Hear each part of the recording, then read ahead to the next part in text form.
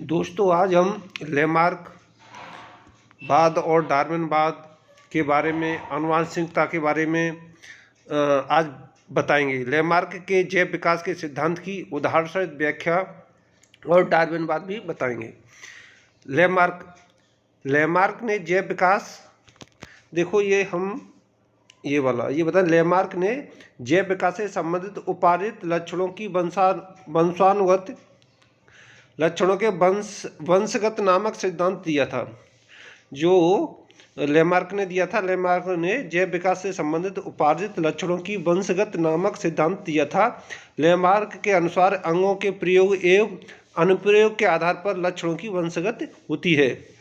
तो इसके बारे में हम बताएं कि लेमार्क ने बताया था कि प्रत्येक अंग या शरीर में पीढ़ी दर पीढ़ी बढ़ते हैं। जैसे हम इधर मैप में दिखाएं, लेमार्क बाद में, जैसे एक जिराफ था, जिराफ ने छोटी गर्दन हुआ करती थी और उन्होंने अपने भोजन के लिए अगली टांगें और गर्दन का खाने के लिए अधिक प्रयोग किया, तो जिससे वो वंशागमन, तो वंश पीढ़ी दर पीढ़ी उनकी गर्दनें और अगली टांगें बड़ी होती गईं।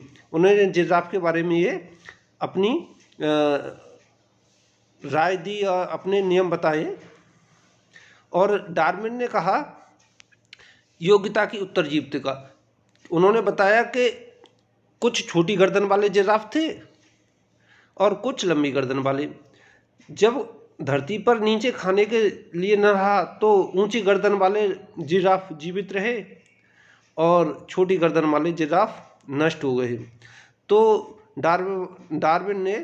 डार्विन के अनुसार जीवन संघर्ष के फलस्वरूप छोटी गर्दन वाले जिराफ नष्ट हो गए, लंबी गर्दन वाले जिराफ वातावरण के अनुकूल होने के कारण जीवित रहे।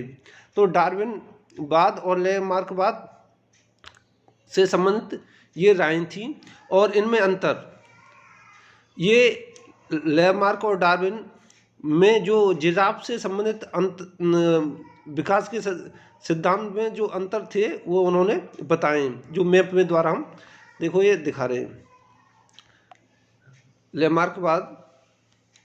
लेमार्क के अनुसार जिराफ भोजन प्राप्त करने के लिए छोटी गर्दन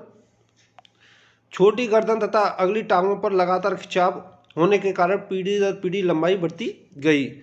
और डार्विन ने बताया जीवन संघर्ष के फलस्वरूप छोटी गर्दन वाले जिराफ नष्ट हो गए और लंबी गर्दन वाले जिराफ वातावरण के अनुकूल थे, वो जीवित रहे। इसमें जो इनका डार्विन और लेमार्क के बारे में ये एक अंतर हमने दर्शाया है, इस अंतर के बारे में बताया है। और इसमें अन्य, आज हम आनुवंशिकता एवं जैव विकास पर कुछ प्रश्न और उनके उत्तर बताएंगे, वो आप ध्यानपूर्वक सुने। जैसे समर्थ का जीवन का प्रतिपादन किया था, इस जो प्रश्न है इसे घुमा के भी पूछ लिया जाता है। योग्यता की उत्तरजीविका का प्रतिपादन किसने किया था? ये इसमें सही है, डार्विन ने। ये जो प्रश्न है ये समर्थ का जीवन का प्रतिपादन डार्विन ने किया था। अब चलते हैं अगले प्रश्न की ओर।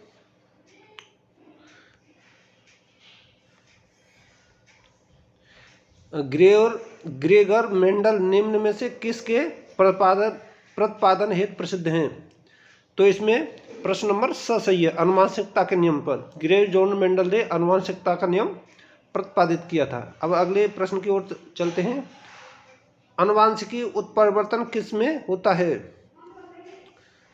DNA, chromosome, RNA, ribosome.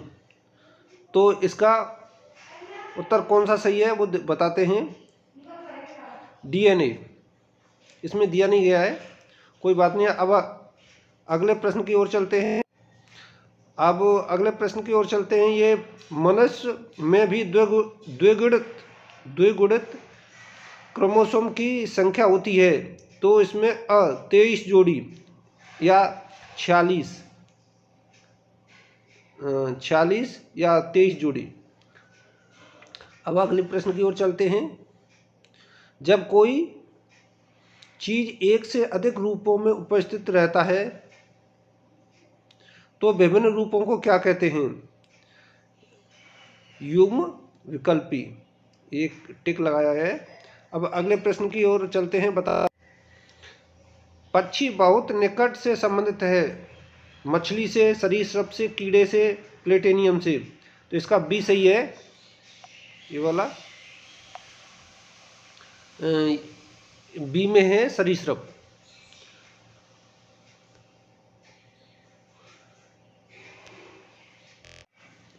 अब अगले प्रश्न की ओर चलते हैं। डीएनए अनुक्रम में तुलनात्मक अध्ययन से जीवों के पूर्वजों की खोज कहलाती है। तो इसका आंसर सही है सी, इसमें आणविक जातिवृत्ति। अब अगले प्रश्न की ओर चलते हैं। निम्न में से कौन सा प्रभावी लक्षण है? लंबा, बौना, लंबा और बौना दोनों, इनमें से कोई नहीं। इसका उत्तर है ए, लंबा। इसका ये उत्तर सही है, ये वाला। अब अगले प्रश्न की ओर चलते हैं। निम्न में कौन सा अप्रभावी लक्षण है? लंबा, बौना, लंबा, बौना। ये तो प्रश्न अभी हमने सुनाया था, डबल हो गई।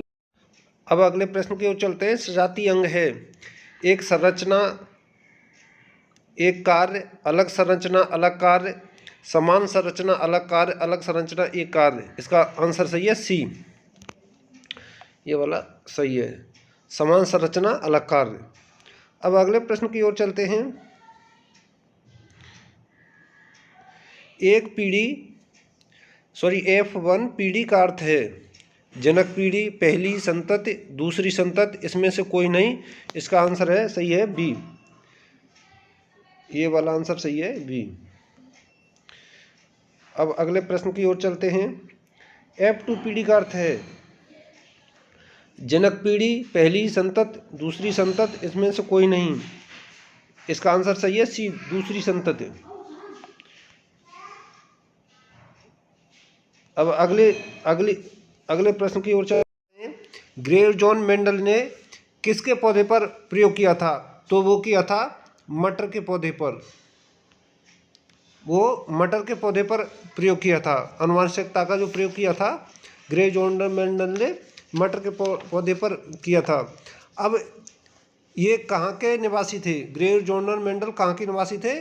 ये ऑस्ट्रेलिया के निवासी थे, ऑस्ट्रेलिया। तो हम कुछ ऐसे प्रश्न